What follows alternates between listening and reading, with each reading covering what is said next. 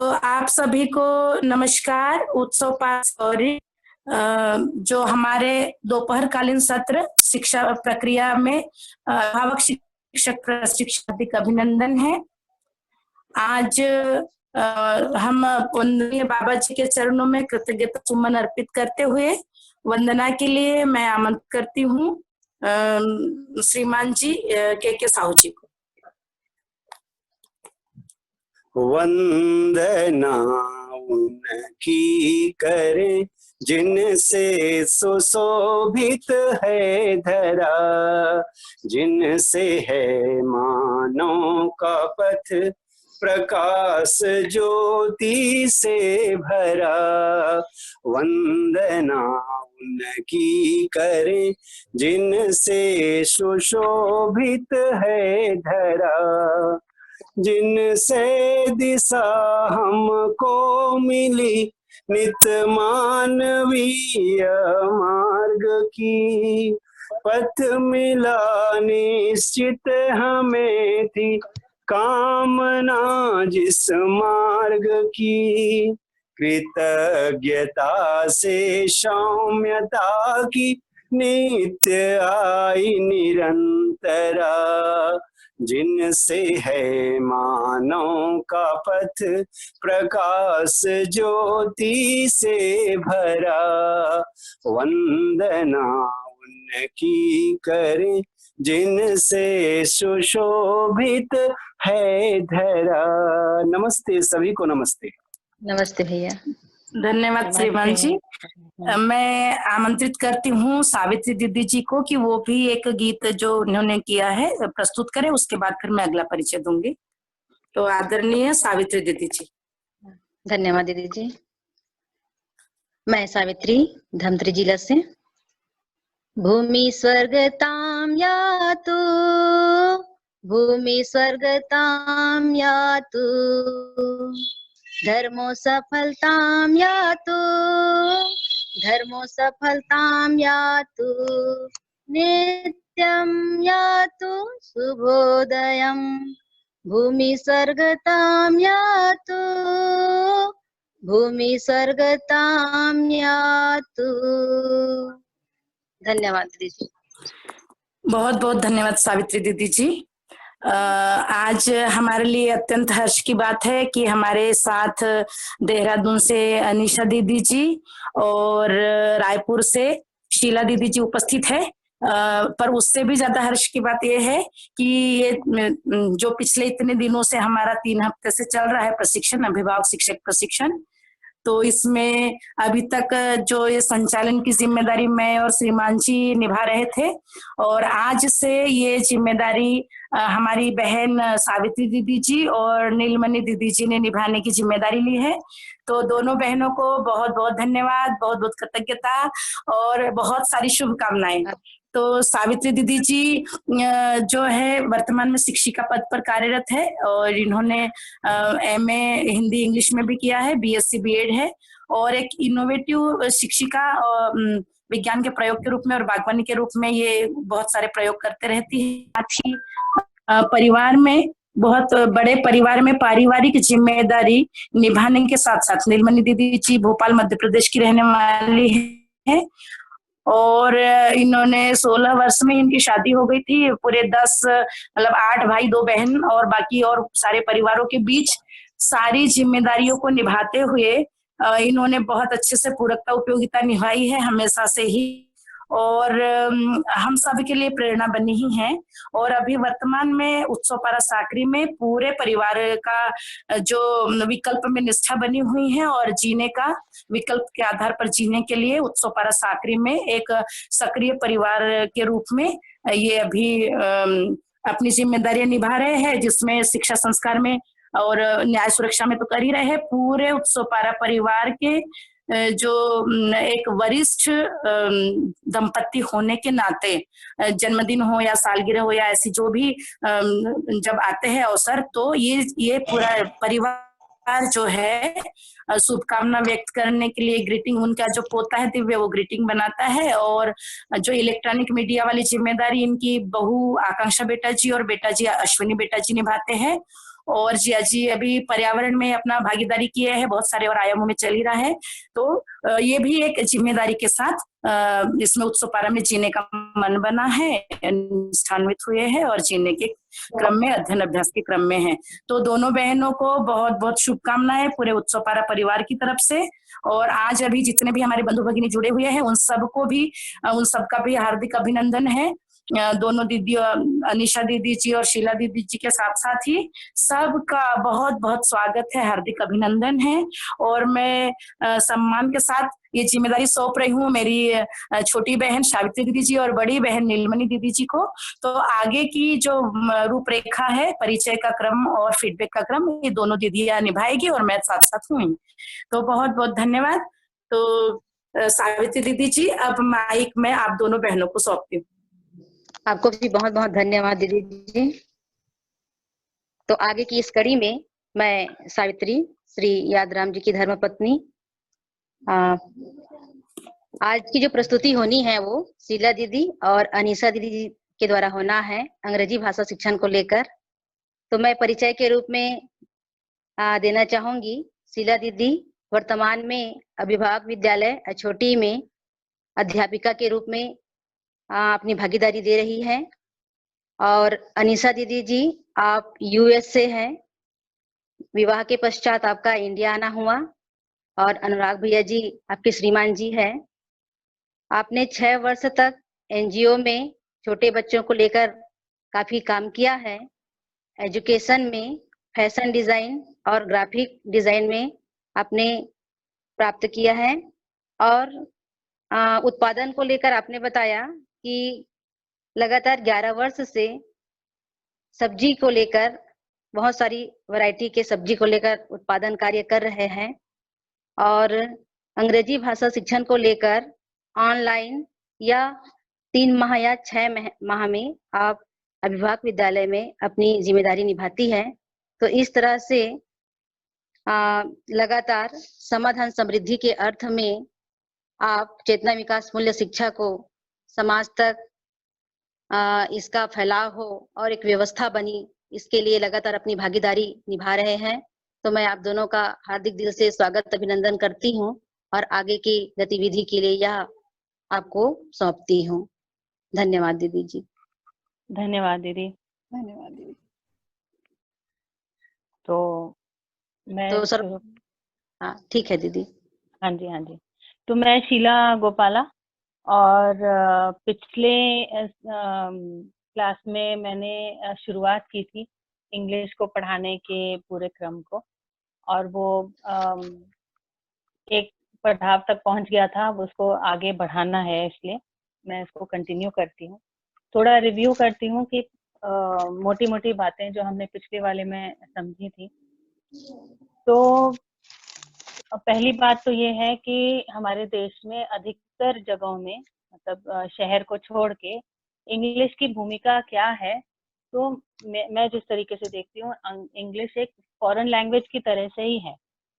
उसमें हम बहुत लंबी चौड़े साहित्य पढ़ेंगे, ऐसा अधिकतर जनता में तो नहीं है। बट हाँ, हम बातचीत कर पाए, न्यूज को सुन पाए, जो आज व्यक्ति हमारे पास आता है उनको अपनी बात को समझा पाए, उतना हमारे अंदर सरकार का भी जिस तरीके से मैं देखती हूँ कि उन्होंने पाठ वगैरह बनाए हैं, चैप्टर बनाए हैं और करिकुलम बनाया है, कम्युनिकेटिव इंग्लिश को ही बढ़ावा दिया जाता है, जिससे आपकी कम्युनिकेशन होता है। जी, थैंक यू तरुण जी। तो in most parts of India English is a foreign language. तो इसलिए कक्षा में भी केवल, मतलब टीचर भी इंग्लिश बोलेगी और केवल इंग्लिश बोलेगी और बच्चे सीख जाएंगे, ऐसा तो नहीं है। बायलिंगुअल अप्रोच रहेगा, दोनों भाषाएं चलेंगी, मातृभाषा भी चलेगी, क्षेत्रीय जो वहाँ पर भाषा है, और साथ में इंग्लिश बोली जाएगी, ताकि बच्चों को सहज रूप से वो पकड़ ले उस चीज को। तो बायलिंगुअल रहेगा, पहली बात। दूसरी बात जो बहुत अहम लगती है, इम्पोर्टेंट लगती है इसमें, कि क्योंकि हमारे देश की इतिहास के साथ जुड़ा हुआ है, और ये है कि इंग्लिश को जानने से ना कोई आप विशेष बनते हो, और ना जानने से आपको आपके अंदर कोई हीन भावना आ जाए, वो भी ना हो। दोनों काम बहुत जरूरी हैं।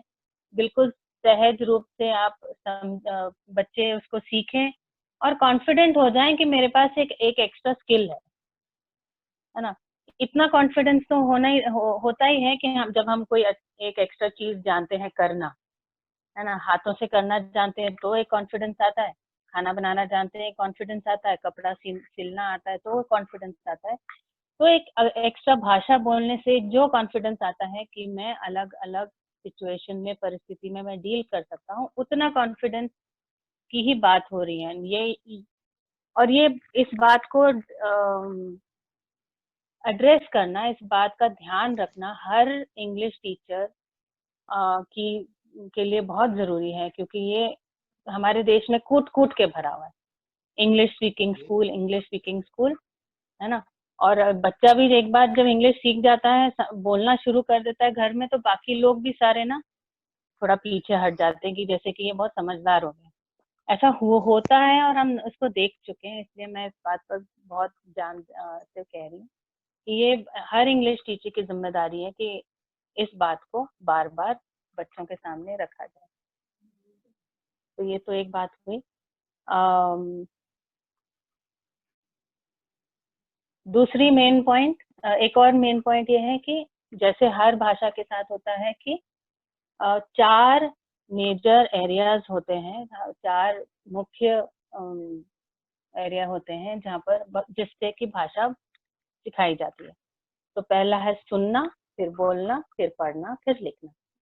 और एक जब पूरा होता है तो दूसरे की पृष्ठभूमि बनती है। सुनना जब भर जाता है, मतलब बच्चा आराम से सुन पाता है उन शब्दों को, तो वो बोलने का प्रयास करता है। ये हर भाषा के साथ है, हमारी मातृभाषा के साथ भी है ना। बच्चा एक दो मतलब कई महीनों तक खूब सुनता है और फिर फाइनली वो बोलने के लिए तैयार होता है। जब अच्छे से बोल पाता है, मतलब व्याकरण सहित और वोकैबुलरी सहित, तो फिर हम कहते हैं कि अब आप पढ़ने लिखने के लिए तैयार हो। तब हम उसको स्कूल भेजते हैं, है ना, पढ़ने लिखने के लिए।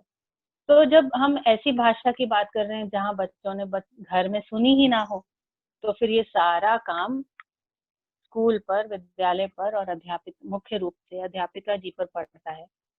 तो इसलिए जरूरी है कि इसी प्रोसेस को कंप्लीट किया जाए।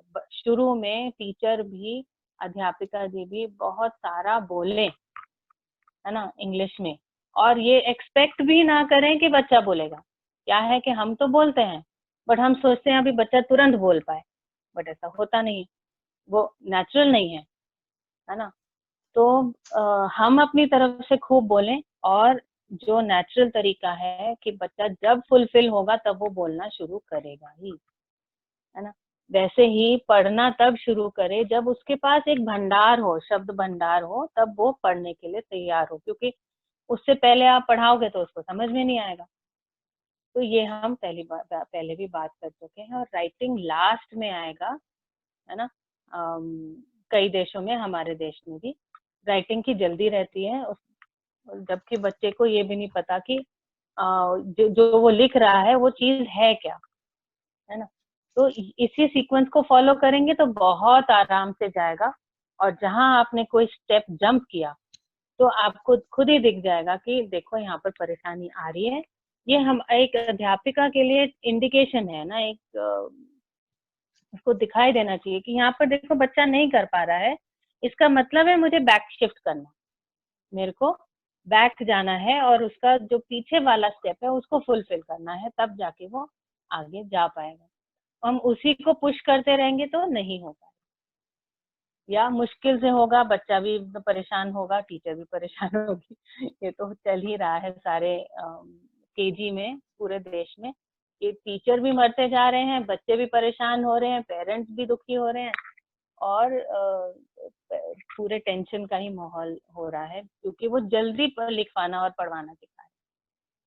ठीक है, अगला चलते हैं। तो फिर मेन चीज थी how we learn the language. तो इसमें 2 थे, रिसेप्टिव लैंग्वेज और एक्सप्रेसिव लैंग्वेज। रिसेप्टिव लैंग्वेज वो है जो हम जितना हम समझ पाते हैं, और एक्सप्रेसिव लैंग्वेज वो है जितना हम बोल पाते हैं या लिख पाते हैं, अभी मतलब जितना हम व्यक्त कर पाते हैं अलग अलग माध्यम से।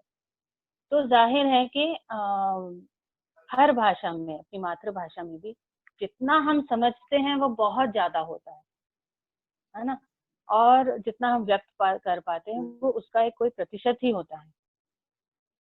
और मैं इसको एक इस रूप से चित्रित करती हूँ, क्योंकि मैं चित्रण पर बहुत जोर देती हूँ कि जब रिसेप्टिव लैंग्वेज का भंडार थोड़ा भरता है ना, तो उससे ओवरफ्लो करके फिर एक्सप्रेसिव लैंग्वेज में जाता है। तो ये ओवरफ्लो वाली बात मुझे पर्सनली बड़ी सुंदर लगती है। तो रिसेप्टिव लैंग्वेज को बढ़ाने के कुछ तरीके हमने कल पिछली बार बताए थे, और एक्सप्रेसिव लैंग्वेज को बढ़ाने के लिए अलग तरीके हैं। तो आगे ले जाते हैं।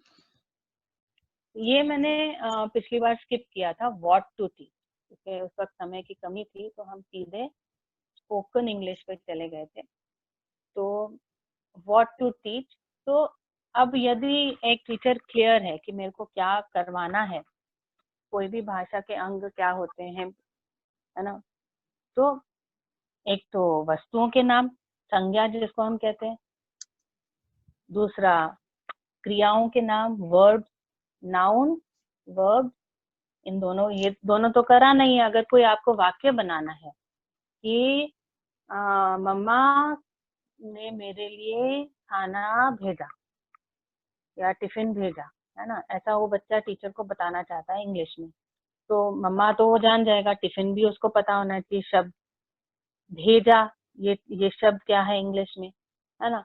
तो ये दो शब्द तो आपको उसको पता होना चाहिए, और मेरे लिए ये भी उसको पता होना चाहिए। तो ये शब्द का भंडार तो डेफिनेटली उनके पास होना चाहिए। तो बेसिकली नाउन, वर्ब और कुछ फ्रेजेस, फ्रेजेस माने 2-3 वर्ड्स को जोड़ के जो चलता है, जैसे at night, in the morning, go to school, in order to, ऐसे 2-3 वर्ड्स एक साथ हमेशा ही रहते हैं, तो इनको हम फ्रेज बोलते हैं।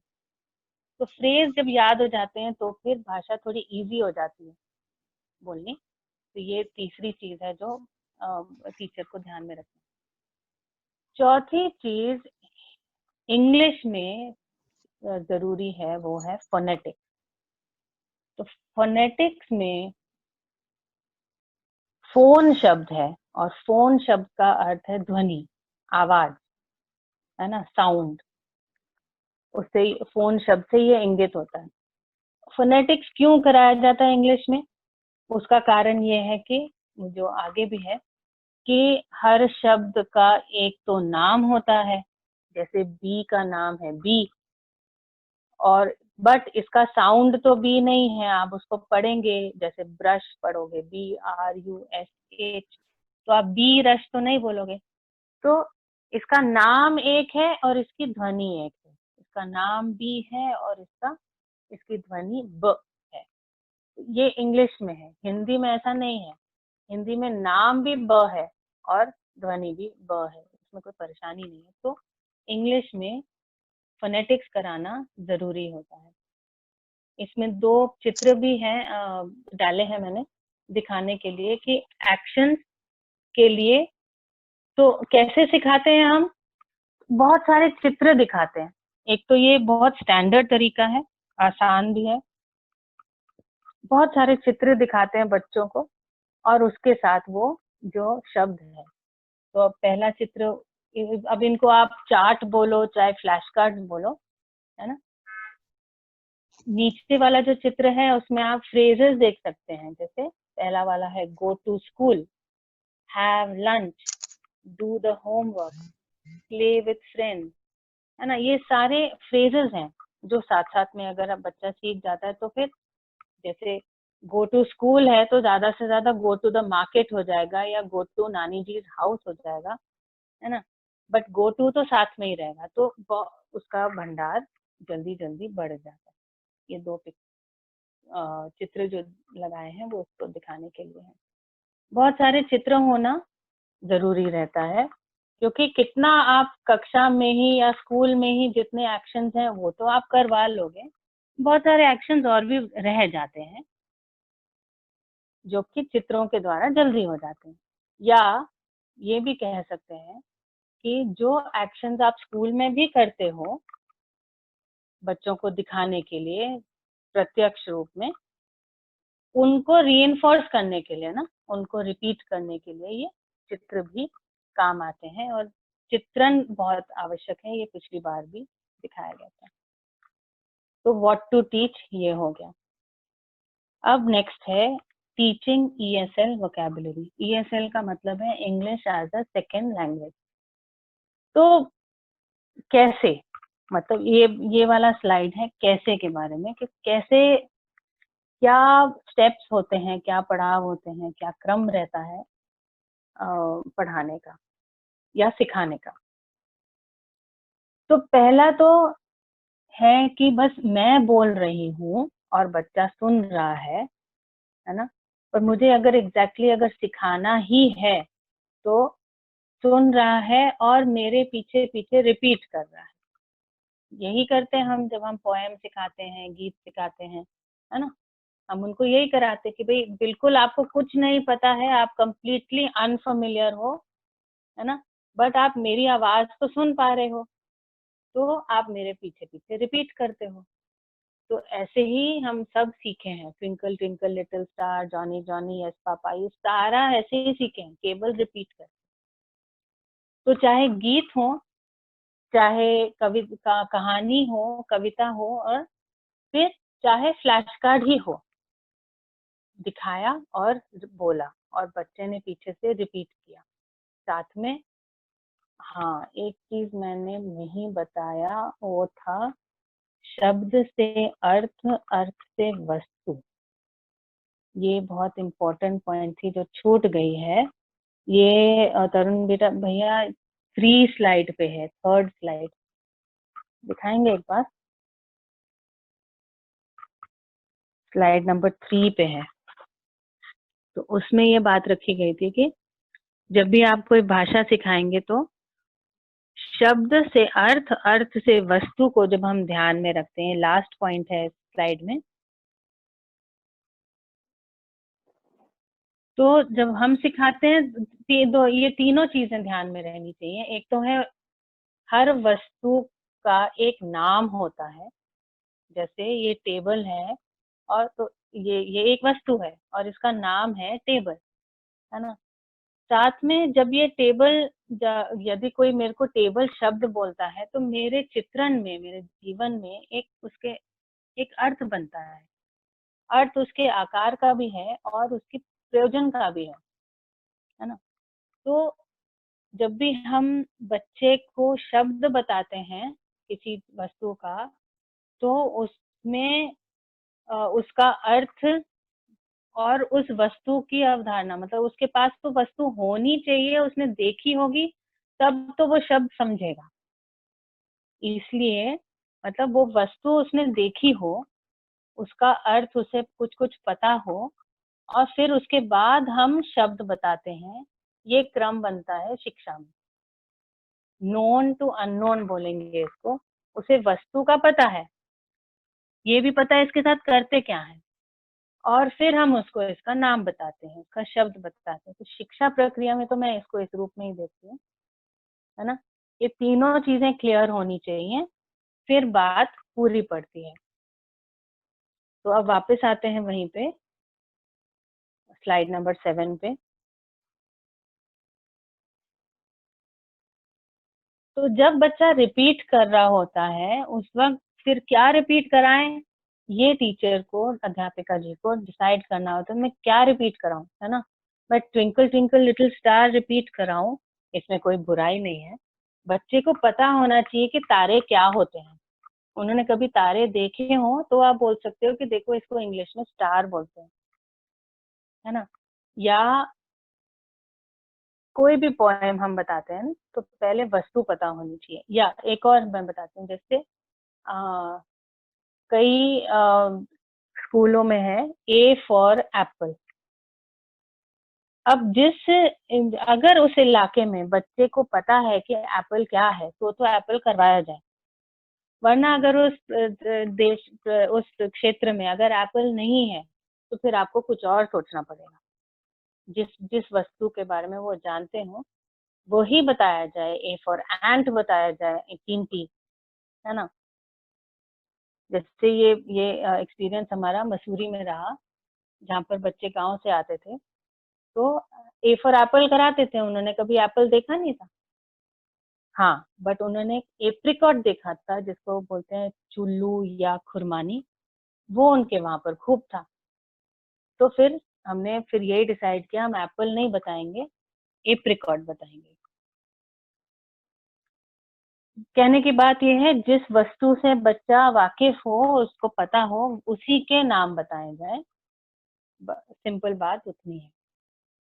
तो जब भी हम कहानी भी सुनाएं, तो कहानियों में भी उनके आसपास की बातों के, चीजों के बारे में हो। छोटे बच्चों की बात कर रही हूँ, है ना।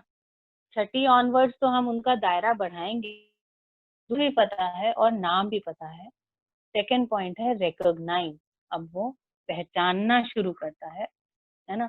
अगर आप उसका चित्र दिखा देते हो तो वो उसका नाम कह पाता है ना।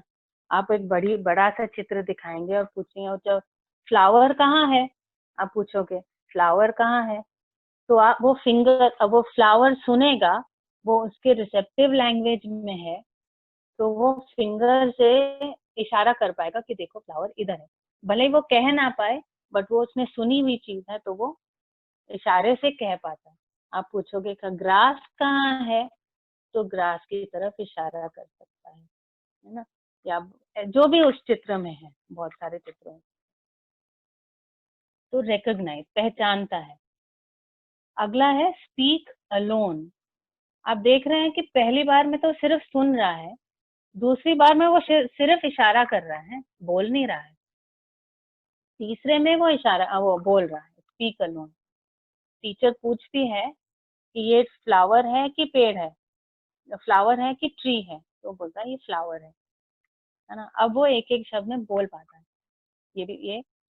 और दूसरा है अगला, मतलब चौथा जो पॉइंट है, वो भी स्पीक अलोन है, बट ये बिना प्रॉम्प्ट के, बिना टीचर के पूछे, स्वयं स्फूर्त से वो कहता है कि छोटा छोटा बोलता है, मेरे को बाहर जाना है,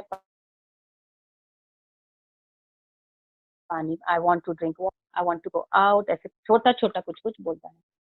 और लास्ट है जब वो फ्री होके, कॉन्फिडेंट होके पूरा पूरा वाक्य बोलता है। एंड इनफैक्ट इसमें ये बात लिखी नहीं है, बट एक में ये मेरा ऑब्जर्वेशन है कि वो प्रश्न भी पूछ पाता है, क्वेश्चन भी कर पाता है।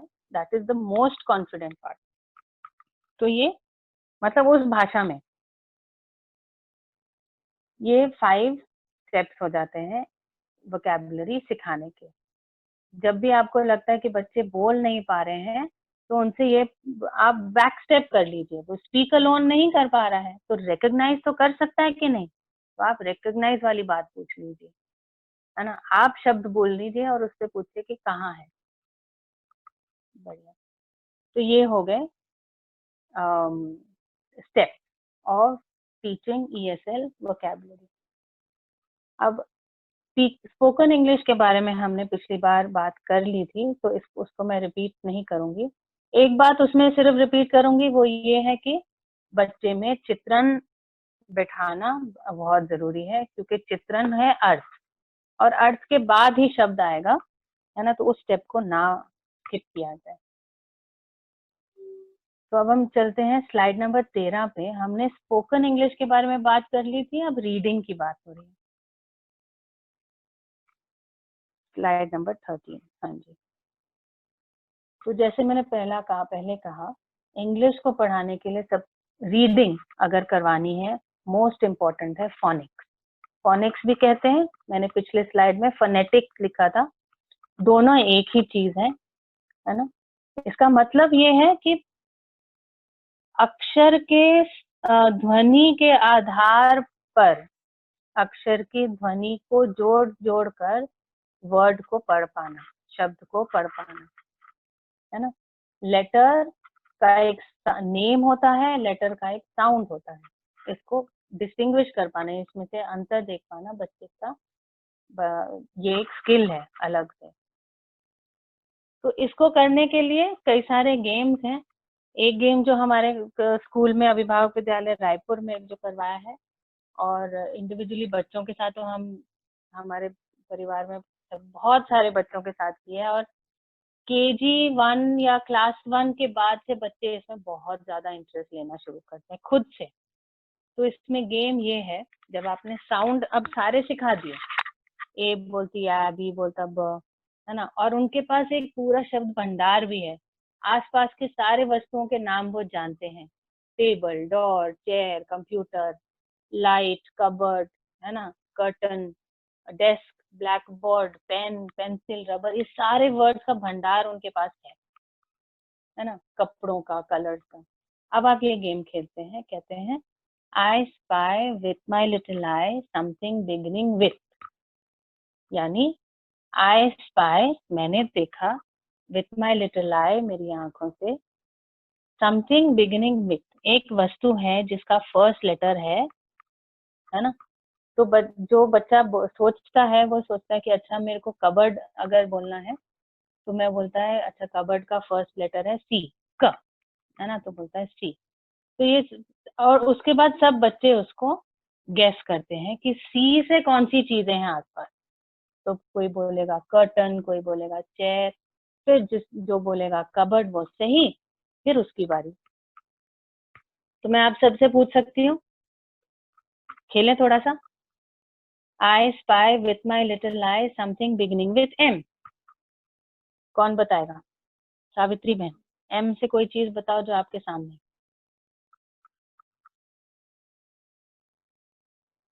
सावित्री बहन, तरुण बहन, भाई। हाँ, अगर आपकी मम्मी आपके पास है तो, बट सही है, बट मैंने कुछ और सोचा था। हाँ ऐसे मैं बोलती हूँ ना, आपका शब्द सही है, म से M से माँ होती है, बट मैंने कुछ और सोचा था। मैंने मास्क कहा, mask, mask, oh very good, but मैंने कुछ और सोचा था। Very good. हाँ, मोबाइल। Mobile, very good. किसने बोला ये?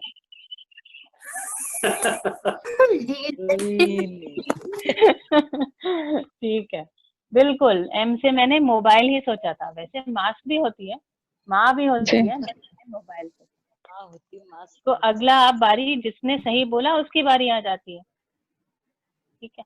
अब कई बार ऐसा होता है कि एक ही बच्चा थोड़ा स्मार्ट होता है ना, वही बार बार जीता रहता है। तो हम कहते हैं अच्छा बेटा आप अपने चांस को किसी और को पास ऑन करना चाहते हो, आपका तो कई बार हो गया, आप पास ऑन करना चाहते हो, तो फिर वो पास ऑन कर लेता है अपने किसी फ्रेंड को।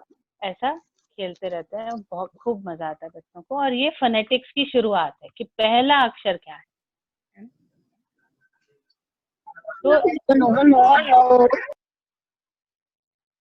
हाँ जी, मैं कंटिन्यू करती हूँ। दूसरा पार्ट, जब एक बार बच्चों को फोनेटिक्स क्लियर हो गया है, हर अक्षर का साउंड होता है, वो साउंड उनको सबको आ गया है ना, और बहुत सारे शब्दों का भंडार भी आ गया, फिर हमें उनको अक्षरों को जोड़ जोड़ के पढ़ना सिखाना है। तो इसमें जो तरीका है वो है एक तरीका है वर्ड फैमिली, है ना।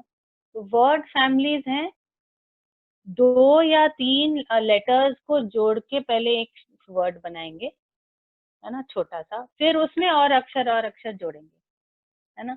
और इसमें ब्रैकेट में ये भी लिखा है, it's best to teach these after 2 letter words in Hindi. जब हमने हिंदी में न, ल, नल, ब, स, बस ऐसे जोड़ जोड़ के शब्द बनाना सिखा दिया हो हिंदी में, फिर इंग्लिश में कराएंगे तो मुझे लगता है कि आसान हो जाएगा।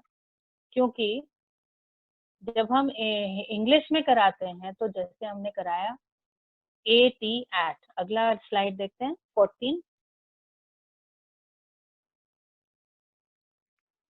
अब जो ऊपर कोने में 2 डब्बे हैं, बॉक्सेस हैं, तो इसको हम कैसे पढ़ेंगे? 18 नहीं पढ़ेंगे, एट, एट, एट। और दूसरा बॉक्स है एट, एट, है ना। तो अब हम इनके नेम नहीं बोलेंगे, इनका साउंड बोलेंगे। तो इंग्लिश के टीचर को पूरे अक्षरमाला का, पूरे अल्फाबेट का साउंड याद होना चाहिए और फेमिलियर। अब ABCD छोटी क्लास में कराया जाएगा, बट जब वो पढ़ने के लिए अगर आप करवा रहे हो तो A B C D E F G H I J K L M N S T A V W X Y Z, ये है अल्फाबेट। अगर इंग्लिश टीचर पढ़ना सिखा रही है तो, क्योंकि अगर आप ABCD कराओगे तो मैंने भी देखा है कि बच्चों से पूछो कि ये आप P वाला अक्षर दिखाओ और बच्चों से पूछो कि ये क्या है, तो वो बोलता है पीकॉक है। आपने दिखाया P का अक्षर, लेटर P दिखाया और वो बच्चा बोलेगा ये तो पीकॉक है। आप बोलोगे नहीं ठीक से सोचो, बोला अच्छा पैरेट है। तो अक्षर है, उसका कोई साउंड है और वो सब खत्म हो जाता है, मतलब है ही नहीं वो कॉन्सेप्ट। तो ये वाला पार्ट कि ये अक्षर का साउंड ए ब क ड ये करवाना बहुत जरूरी है। तो वर्ड फैमिलीज पे आते हैं, तो जैसे आप इस पिक्चर में देख सकते हो, जो रंग कलरफुल वाला बॉक्स है, इसमें बहुत सारे वर्ड फैमिलीज हैं। ए से शुरू वाले, ई से, आई से, ओ से और यू से, और उन सबके साथ 6-8 शब्द भी हैं। तो हमें अगर जैसे केजी के टीचर को पता है कि मेरे को आगे ये वाले वर्ड कराने हैं, तो 1 साल पहले, 6 महीने पहले इन सारे वर्ड का जो मीनिंग है वो पहले ही बच्चों में स्थापित कर दिया है। उसके बाद रीडिंग के लिए जाया जाए, ताकि वस्तु उसके पास हो, अर्थ हो, और अब हम सिर्फ उसको शब्द बता रहे हैं। तो ये वर्ड, ये एट बॉक्स वाला देखते हैं, तो एट एक वर्ड फैमिली है। उसमें हम क जोड़ देते हैं तो एट, ब जोड़ देते हैं तो ब एट, प जोड़ देते हैं तो प एट, कैट बैट बैट। ऐसे ही व एट, ज एट, न एट तो वेट जेट नेट। और इसके लिए कुछ टीचिंग एड्स हैं, बहुत सिंपल वाले, और भी तरीके से बनाया जा सकता है। हम लोग तो ये वाला येलो वाला जो है ना, नीचे वाला 2 लाइन वाला, ऐसे बनाते थे। तो बच्चे को पता है ये एट तो एट ही है ना, ये तो एट ही है। अब इसमें सिर्फ ह जोड़ना है, क जोड़ना है, ब जोड़ना है ना। तो पहले वर्ड फैमिली बताया, फिर उसके साथ अक्षर जोड़ दिए। तो ये तरीका आजकल चल रहा है, और भी तरीके होंगे वर्ड सिखाने के, पढ़ने रीडिंग करवाने के, बट हम लोगों ने ये कराया और ये ठीक ठाक चलता है, इजी है। तो ये हो गया फोनेटिक बताने का। तो और ये बहुत जरूरी है। इसके बाद इंग्लिश में हम सब जानते हैं कि, अगले स्लाइड पे चलते हैं। इंग्लिश में हम जानते हैं कि बहुत सारे ऐसे वर्ड्स हैं जो किसी भी रूल को फॉलो नहीं करते हैं, है ना। और ऐसे भी कुछ वर्ड्स हैं जो बहुत ज्यादा यूज होते हैं, हाई फ्रीक्वेंसी वर्ड्स बोलते हैं, बट वो किसी रूल को फॉलो नहीं करते हैं। जैसे GIVE गिव, है ना, या ONCE वंस, GO गो, है ना। एक ANOTHER अनदर, फर्स्ट, ऐसे कई वर्ड्स हैं जो कि किसी रूल को फॉलो नहीं करते हैं, बट हैं भी बहुत सारे, बहुत कॉमन। इनको कैसे सिखाया जाए, तो उनको साइट वर्ड्स कहते हैं। उनके हम फ्लैश कार्ड बनाते हैं, और बस बच्चे उसको देखकर पहचान लेते हैं। हो सकता है उसमें कोई 1-2 अक्षर देख लें, पहचान लें, है ना। जी है तो ग ही बोलेगा, है ना। तो बट फ्लैश कार्ड दिखा के हम उनको लर्न करा देते हैं, बस पहचान करा देते हैं। फोनेटिकली नहीं पढ़ाते हैं कि इसका साउंड देखो ये है, इसका साउंड ये है ना। पहचान कर, साइट माने देख कर, बस अक्षर शब्द को देख, शब्द का आकार देखकर वो पहचान जाता है, इसको बोलते हैं साइट वर्ड, है ना। साइट वर्ड्स को कैसे कराएं? एक तो साइट वर्ड्स को पूरे क्लासरूम में लगाए जाए, डोर के ऊपर DOR लिखा जाए, या कागज पे लिख के चिपकाया जाए, विंडो पे, fan, table, board, clock, bottle, bag, etcetera, इन सारों पर। तो बच्चे को फिर उसको स्पेलिंग लर्न करने की जरूरत नहीं होती है ना, वो देखकर ही पहचान लेता है कि ये लिखा हुआ है। और दूसरा ये है कि बच्चे के नाम, बच्चे के मम्मी पापा के नाम, ये सब कराना, लिखवाना हम शुरू करते हैं, पढ़वाना भी शुरू करते हैं। इसमें बहुत मेरा ऐसा एक मत है, वैसे दुनिया में अलग अलग सिस्टम्स हैं। कई लोग साइट वर्ड्स पहले करा देते हैं ताकि बच्चे पढ़ना शुरू करें और पढ़ने का जो मजा है वो लेना शुरू कर लें। तो एक एक शब्द फोनेटिक्स के पहले, और फिर बच्चा पढ़ने का मजा लेना शुरू करता है। और कुछ लोग ये हैं जो पहले फोनेटिक्स कराते हैं और बाद में साइट वर्ड्स कराते हैं। मेरे अनुसार फोनेटिक्स पहले करा देना चाहिए, क्योंकि फिर नहीं तो साइट वर्ड्स की आदत पड़ जाती है, और फिर ऐसा मेरे को लगता है ना, कि पहले फोनेटिक्स करा देना चाहिए, बाद में साइट वर्ड, मतलब फिर एक पैरेलल में चलेगा। एक बार उसको सारे अक्षरों के साउंड पता चल जाए, बाद में साइट वर्ड शुरू कर सकते हैं, ताकि उनका रीडिंग शुरू हो जाए, सिंपल सिंपल सेंटेंस पढ़ना शुरू कर ले। अगले उसमें चलते हैं। हाँ, साइट वर्ड का एक पिक्चर है, पूरा पूरा लिस्ट है। खूब ध्यान दिया है दुनिया भर में लोगों ने, कौन से वर्ड्स हाई फ्रीक्वेंसी वर्ड्स हैं जो बहुत ज्यादा आते हैं, ये पूरी लिस्ट बनी हुई है। अलग अलग कक्षाओं के लिए अलग अलग लिस्ट बनी हुई है, उनको बस आपको फॉलो करना है, बहुत अच्छे से बने हुए।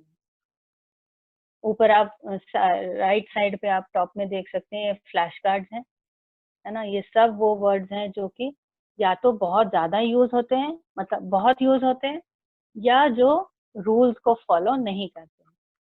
फिर मैंने एक फोटो डाली है, क्योंकि फ्लैश कार्ड कैसे बनाए, है ना, कौन बनाएगा, इसकी आदत है क्या हमें? अगर नहीं है तो हमें झिझक भी रहती है, तो क्या हम खरीद के लाएंगे? तो खरीद के ला सकते हो तो वेरी गुड, बट केजी की टीचर मैंने देखा है कि अधिकतर ना उसके पास टाइम होता है, और केजी के जो उनकी फंडिंग भी बहुत ज्यादा नहीं होती है। तो हम लोग क्या करते थे, ये 2 पेन मेरे पास हमेशा रहती थी, मैं केजी की टीचर थी। तो एक चौड़ी मोटी पेन है और एक चौड़े टिप की है, जिसको हम सिजल बोलते हैं। ये हमेशा साथ में रहती है। जैसे जैसे पढ़ते पढ़ते कोई भी शब्द आया आपके सामने, आपको लगता है बच्चों को सिखा देना चाहिए, इसका फ्लैश कार्ड बनाना है, खट से आपके पास चार्ट शीट के पीसेस होने चाहिए, और आपने मोटे मोटे अक्षर बना के लिख डाले। इंस्टेंट इमीडिएट आपके फ्लैश कार्ड रेडी है। तो ये पेन अगर टीचर के पास हो तो बहुत सारे काम कर सकती है इसके साथ। तो ये है रीडिंग के बारे में। इसके बाद मैंने और भी डिटेल्स डाले थे कि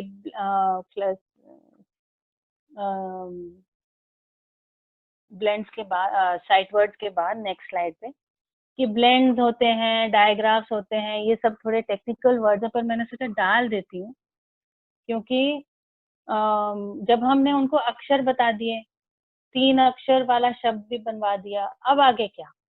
तो आगे 2 लेटर को जोड़ के, है ना, स्ट बनता है। अब स्ट बन जाता है, तो जैसे एस और टी को जोड़ के स्ट बन जाता है। अब स्ट से बहुत सारे वर्ड्स हैं, एसपी से बहुत सारे हैं, बहुत एसपी से, तो इनको मतलब आप एक एक हफ्ता, 2 हफ्ता केवल स्ट वाले वर्ड करा दीजिए, 1 हफ्ता 10 दिन एसपी वर्ड करवा दीजिए, बीएल वर्ड करा दीजिए, ऐसे ऐसे ये धीरे धीरे उनका शब्द का जो भंडार है वो बढ़ जाता है। डायग्राफ्स है, उसके बाद 2 वाउल्स को जोड़ के भी हम, इंग्लिश में बहुत सारे रूल्स हैं, तो आप कोई भी अगर केजी की बुक उठाएंगे तो यही सब चीजें होंगी, है ना। स्टेप वाइज चलते चलते आप उनका शब्द का भंडार बढ़ा दीजिए, फिर जाइए और एक सेंटेंस बनवा लीजिए, दिस इज दैट, है ना, this is a chair, this is a chip, this is my chin, है ना। बहुत सारे सेंटेंस बनाना वो सीख लेगा जब उसका शब्द का भंडार खूब अच्छे से भर जाए। तो ये रीडिंग की बात हुई।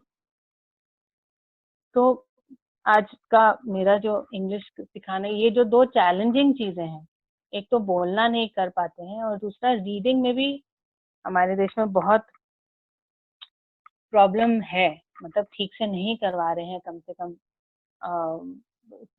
May be some public schools में करवाते होंगे अच्छे से, डेफिनेटली कराते हैं, खूब मेहनत करते हैं, बट अधिकतर स्कूलों में ठीक से तो नहीं करवाया जा रहा है, तो इसलिए इस बात पे ध्यान दिलाया जाए।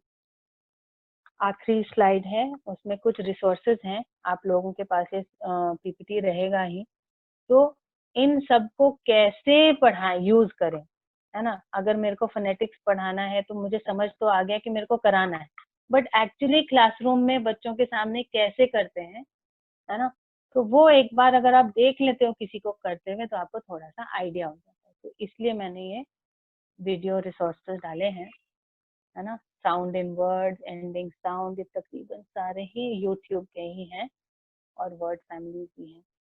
तो उम्मीद है आप सबके लिए आसान हो जाएगा इन सबको देखते हुए। तो बस मेरे को जितना मैंने इतने सालों में किया है थोड़ा बहुत मैंने आपके साथ शेयर किया, और बाकी आगे हमने अभिभावक विद्यालय रायपुर के लिए जो काम किया है, अनीशा दीदी, चानी बहन, गौरी दीदी और मैंने, उसके बारे में अब अनीशा दीदी भी बता देंगी। हेलो।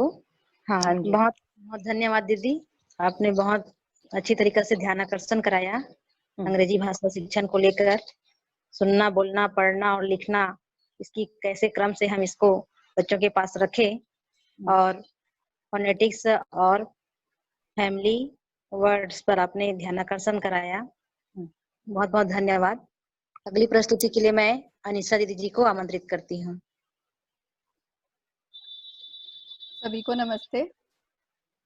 मेरा नाम अनीशा है और थोड़ा सा इंट्रोडक्शन मेरा सावित्री दीदी ने और थोड़ा सा शीला दीदी ने दिया ही है, बट मैं थोड़ा सा उसमें ऐड कर देती हूँ और थोड़ा करेक्शन भी कर देती हूँ। मैं इंडिया में ही पली बड़ी हूँ, यूएस में नहीं पली बड़ी। मेरे पापा आर्मी में थे तो हम पूरे देश भर में घूमते रहे हैं, तो वाकई में पूरे देश में ही पली बड़ी हूँ मैं। लेकिन हाँ, विवाह के बाद कुछ साल यूएस में जरूर थी मैं।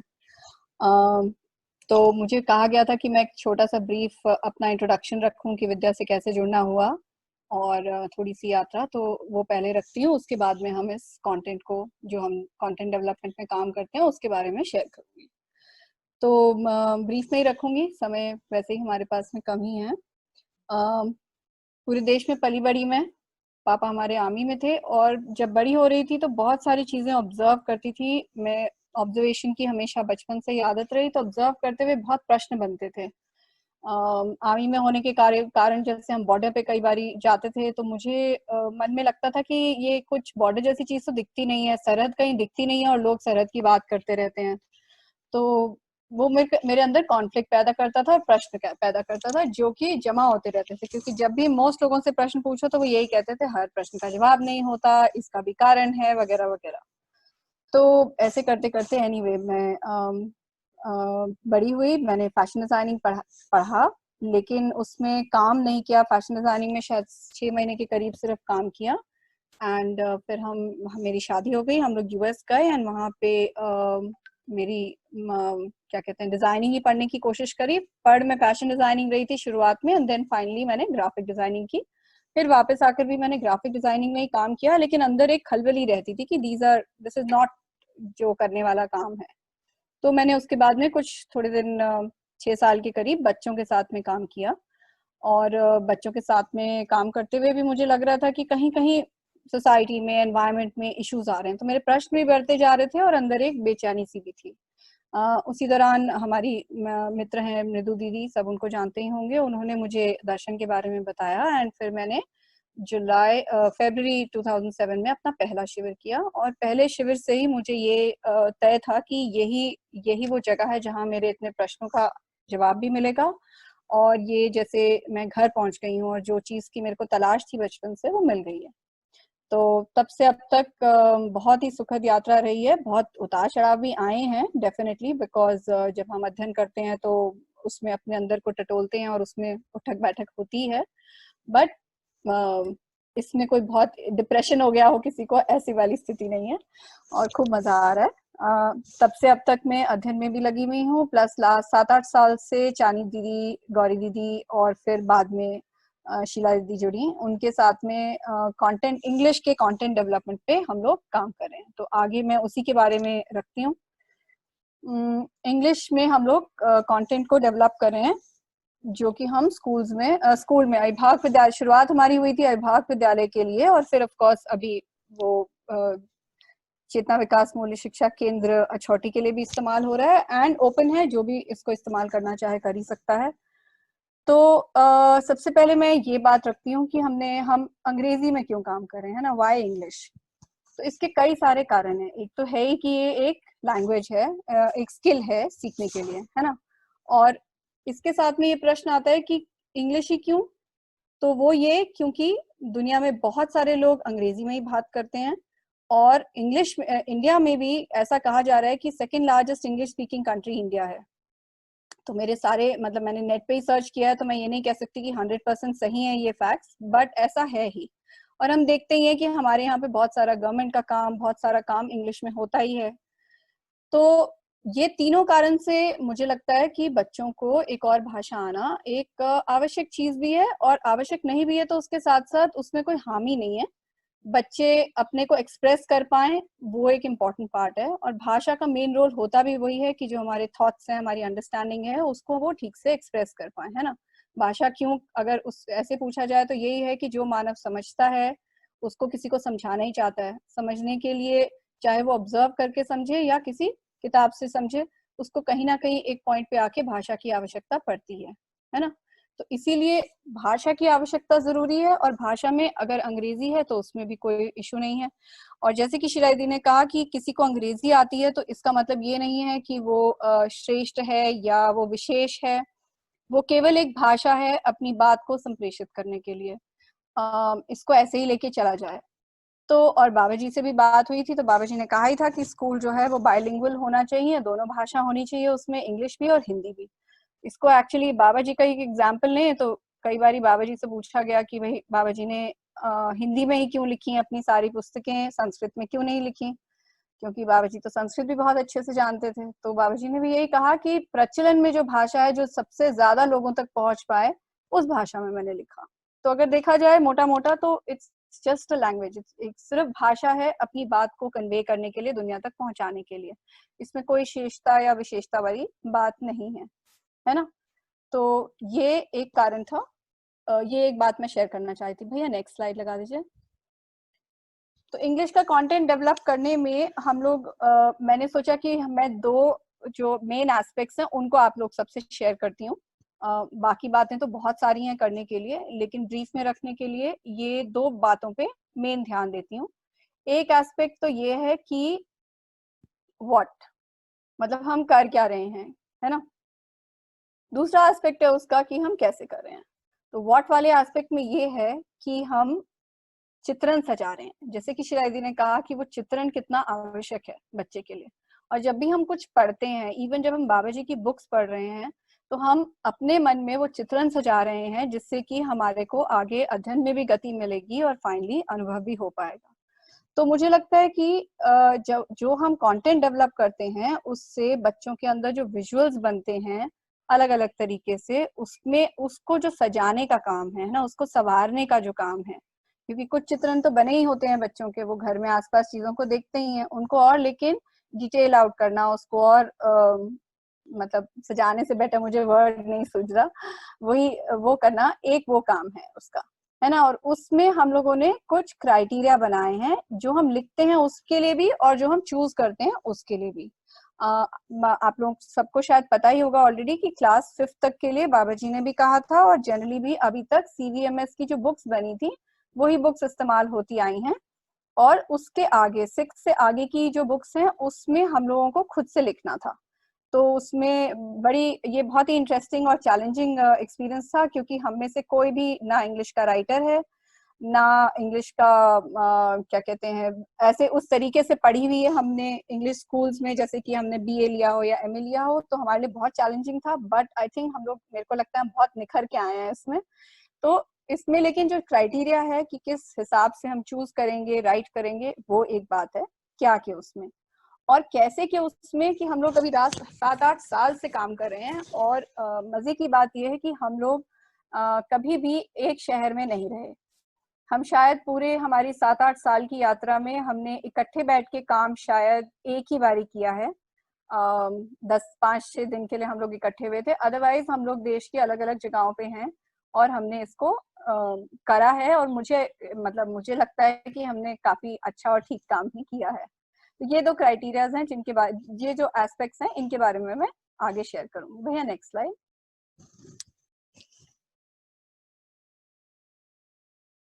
ठीक है, तो क्या जब हम टेक्स्ट लिखते हैं तो एक तो है कि हम चूज कर रहे हैं, जैसे बाजार में या बाहर देखेंगे तो कविताएं, कहानियां, किस्से, बुक्स लिखी हुई हैं ऑलरेडी, है ना, तो उसमें से भी कुछ कुछ कभी चूज करते हैं। मोर देन दैट, जब हम खुद लिखते हैं तो हमारा ध्यान किस पे रहे कि भाई जब हमने लिखा है तो उसमें क्या क्या चीजें हों और क्या क्या चीजें ना हो बिल्कुल।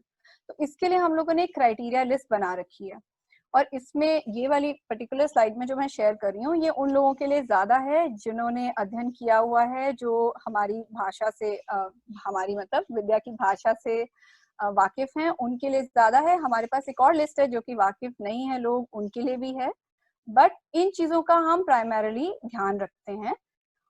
जैसे कि जो चैप्टर में होना चाहिए, जो left side of the screen में है वो होना चाहिए, और जो राइट में है वो नहीं होना चाहिए, इसका ध्यान है। तो शुड हैव में एक जो इम्पोर्टेंट चीज जो कि बाबा जी से ही हम लोगों को मिला था इंस्ट्रक्शन के रूप में कि इस चीज का ध्यान रखें प्राइमरी स्कूल में, वो है कि संबोधन, सहयोग, आज्ञा पालन और नियंत्रण। तो इन चीजों को हम उसको डेमोन्स्ट्रेट भी कर सकें बच्चों को, और उनको ध्यान आकर्षण भी करा सकें जब वो हैं क्लास में। और अब जब हम उनके लिए, अभी तक तो CVMS की बुक थी, लेकिन अब हम और भी चीजें, किस्से, कहानियां लिख रहे हैं, या जो एकदम छोटे में पोएम्स थी उनमें संबोधन, सहयोग, आज्ञा पालन, नियंत्रण कैसे जाए, उसका जो एक्सरसाइजेस हैं उनमें संबोधन, सहयोग, आज्ञा पालन, नियंत्रण एक तरीके से कहेंगे कूट कूट के जाए, ताकि बच्चे के अंदर वो अच्छे से बैठ जाए, जो कि बेस है बच्चे का, है ना। फिर उसके बाद में जब बच्चा बड़ा हो गया है, 6 से ऊपर हो गया है, तब हम ऑफ कोर्स उसको बाहर की भी बहुत सारी चीजें दे रहे हैं। बाबा जी ने ऐसा कहा था कि बाहर की चीजें भी दी जाएं और एकदम विद्या सेंट्रिक भी दी जाएं, लेकिन बाहर की चीजें देने में हम लोगों को काफी कुछ को छांटना पड़ता है ना। चाहे हम अगर अपनी भाषा में भी लिखेंगे तो भी छांटना पड़ेगा, और बाहर से लेंगे तो भी छांटना ही पड़ेगा। तो उसको छांटने का हमारा क्या आधार हो, किस उससे हम लोग देखें कि किस इससे हम इवैल्यूएट करें कि ये टेक्स्ट लेने लायक है कि नहीं है, हमने जो सेंटेंस लिखा है वो ठीक जा रहा है कि नहीं जा रहा है। तो इसमें हम लोगों ने 2-3 पॉइंट्स जिन पे बहुत गौर किया, वो ये था कि बौद्धिक नियम, सामाजिक नियम, प्राकृतिक नियम, इनका ध्यान रहे, हमारे मूल्यों का ध्यान रहे, चरित्र, नैतिकता का ध्यान रहे, है ना। मैं इनकी डिटेल में नहीं जा रही हूँ क्योंकि आप लोग सब इससे वाकिफ ही होंगे, और ये स्लाइड्स भी हैं ही आपके पास में, थोड़ा सा जल्दी में जा रही हूँ, बट इन चीजों का ध्यान रहे कि भाई हमारी कहानी, किस्से, कविताओं में हम ऐसी चीजें तो नहीं दे रहे जहाँ पे हम किसी के साथ दुर्व्यवहार दे रहे हों, किसी के कहीं पे पेड़ काटने की बात कर रहे हों या जंगल जलाने की बात कर रहे हों, ऐसी कोई चीजें ना हो। मैं छोटे छोटे एग्जाम्पल दे रही हूँ, इन सब का हम ध्यान रखते रहते हैं। और मजे की बात यह है कि जब हम ये कर रहे होते हैं तो ये नहीं कि एक ही जना सोचता है, हम ये जो भी हम लिखते हैं हम सबकी नजरों से गुजरता है ताकि कुछ भी छूट ना जाए। तो एक ये, और फिर हम ये कोशिश करते हैं पूरी कि जो भी कहानी, किस्से हों, या जो इवन हम एक्सरसाइजेस बनाते हैं वो रियल लाइफ एग्जाम्पल से जुड़ते हों, है ना। बहुत ही कुछ मनमानी वाली कहानियां ना हमने बना दी हो, ऐसा ना हो कि कुछ फेरी टेल्स और जानवरों वाली जैसे किस्से कहानियां होती हैं वैसी चीजें ना हो, मानव से जुड़ी हो और क्लोजेस्ट हो कि जो चीजें रियल लाइफ में या तो हो चुकी हैं या उनके होने की बहुत ही ज्यादा संभावना है, ऐसी ही चीजों को हम देते हैं, है ना। और मोस्ट इम्पोर्टेंटली CVMS के जो चैप्टर्स हैं उनके साथ में अलाइंड हो, क्योंकि CVMS की हमारी जो बच्चों की बुक्स लिखी गई हैं बहुत ही बढ़िया तरीके से लिखी गई हैं। मुझे लगता है कि मैं जब भी पढ़ती हूँ तो मेरा मन बहुत खुश होता है कि कैसे हमारे लक्ष्य से ले जाते हुए कैसे वो एकदम कैसे इंसान को जीना है वहां तक वो उसको ले जाता है। इसको संक्षिप्त में कहेंगे तो पूरी किताब में समाधान, समृद्धि, अभय, सरस्वती को कैप्चर किया हुआ है। तो ये हमारे शुड्स हैं कि ये क्राइटेरिया ये पक्का ही हो, कुछ भी हो जाए। और क्या नहीं हो में ये कि हमारे कहानी किस्सों में लाभ उन्माद, भोग उन्माद, कामोन्माद ना हो। मतलब हम इतनी बारीकी से देखते हैं इस चीज को कि भाई कोई फिल इन द ब्लैंक में भी ये बात ना आ जाए, है ना। अब्यूसिव लैंग्वेज बिल्कुल भी नहीं हो, जो भी भाषा हो हमारी वो शिष्टापूर्ण हो, बिल्कुल भी उसमें कोई भी गाली गलौच और गलत भाषा ना जारी हो। प्रमोट कॉन्फ्लिक्ट, एक्सप्लॉयटेशन, कहीं भी शोषण हो, युद्ध हो, ऐसी सब चीजों को हम अवॉइड करते हैं।